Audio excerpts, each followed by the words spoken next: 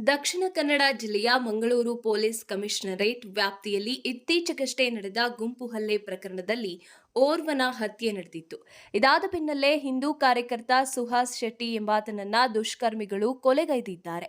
ಈ ಎರಡೂ ಘಟನೆಗಳು ಮಂಗಳೂರಿನಲ್ಲಿ ಉದ್ವಿಗ್ನ ವಾತಾವರಣವನ್ನ ಸೃಷ್ಟಿಸಿದೆ. ಕರ್ಫ್ಯೂ ಜಾರಿಯಾಗಿದೆ. ಜನ ಅಕ್ಷರಶಃ ಭಯಭೀತಗೊಂಡಿದ್ದಾರೆ. ಈ ಎರಡೂ ಘಟನೆಗಳ ಹಿನ್ನೆಲೆಯಲ್ಲಿ ಮಂಗಳೂರು ಪೊಲೀಸ್ ಕಮಿಷನರ್ ಅನುಪಮಾ ಅಗರ್ವಾಲ್ ಮತ್ತು ಡಿಸಿಯವರನ್ನ ವರ್ಗಾಯಿಸುವಂತೆ ಕೂಗುಗಳು ಕೇಳಿಬಂದಿವೆ. ಇದು ಎಷ್ಟರ ಮಟ್ಟಿಗೆ ಸರಿ? ಎತ್ತಿಗೆ ಜ್ವರ ಬಂದ್ರೆ ಎಮ್ಮೆಗೆ ಬರೆ ಎಳೆದ್ರು ಎಂಬಾಗುತ್ತದೆ. ಇತ್ತೀಚೆಗೆ ಸಾಕಷ್ಟು ಪ್ರಕರಣಗಳಲ್ಲಿ ಮಂಗಳೂರು ಪೊಲೀಸ್ ಕಮಿಷನರ್ ಅವರು ಉತ್ತಮ ಕೆಲಸಗಳನ್ನ ಮಾಡಿದ್ದಾರೆ. ಕೋಟೆಕಾರ್ ಬ್ಯಾಂಕ್ ದರೋಡೆ ಪ್ರಕರಣ, ರಾಜ್ಯದಲ್ಲೇ ಮೊದಲ ಬಾರಿಗೆ ಅತಿ ದೊಡ್ಡ 73 ಕೋಟಿ ಡ್ರಗ್ಸ್ ಪ್ರಕರಣ, ಹೀಗೆ ಸಾಕಷ್ಟು ಪ್ರಕರಣಗಳನ್ನ ಭೇದಿಸಿದ್ದಾರೆ.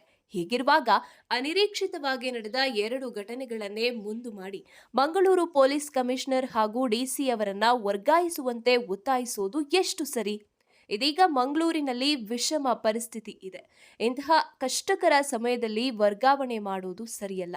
ಕಾರಣ, ಪ್ರಸ್ತುತ ಡಿಸಿ ಹಾಗೂ ಕಮಿಷನರ್ ಅವರಿಗೆ ಮಂಗಳೂರಿನ ಪೂರ್ಣ ಸ್ಥಿತಿಗತಿ ಬಗ್ಗೆ ಅರಿವಿದೆ.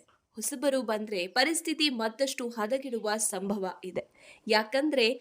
ಏಕೆಂದರೆ ಅವರು ಮಂಗಳೂರಿನ ಸ್ಥಿತಿಗತಿ ಅರಿಯಲು ಸಮಯ ಬೇಕಾಗುತ್ತೆ. ಹೀಗಾಗಿ ಈ ಸಂದರ್ಭದಲ್ಲಿ ಉನ್ನತ ಹುದ್ದೆಯಲ್ಲಿರುವ ಕಮಿಷನರ್ ಹಾಗೂ ಡಿಸಿ ಅವರ ವರ್ಗಾವಣೆ ನಿರ್ಧಾರ ಸಮಂಜಸವಲ್ಲ.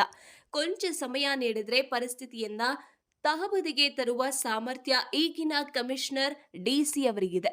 ಕಾನೂನು ಸುವ್ಯವಸ್ಥೆ ಹದಗೆಡಲು ಕೆಲವು ಅತಿ ಲಂಚಬಾಕ ಹಾಗೂ ಮೈಗಳ್ಳ ಅಧಿಕಾರಿಗಳೇ ಕಾರಣ. ಮೊದಲು ಇವರನ್ನ ಎತ್ತಂಗಡಿ ಮಾಡಬೇಕಿದೆ. ಇನ್ನು ಸಭಾಧ್ಯಕ್ಷ ಯುಟಿ ಖಾದರ್ ಅವರು ಕೂಡ ಮಂಗಳೂರಿನ ಬಗ್ಗೆ ಸಾಕಷ್ಟು ಹೆಚ್ಚಿನ ನಿಗಾ ವಹಿಸಲಿದ್ದಾರೆ.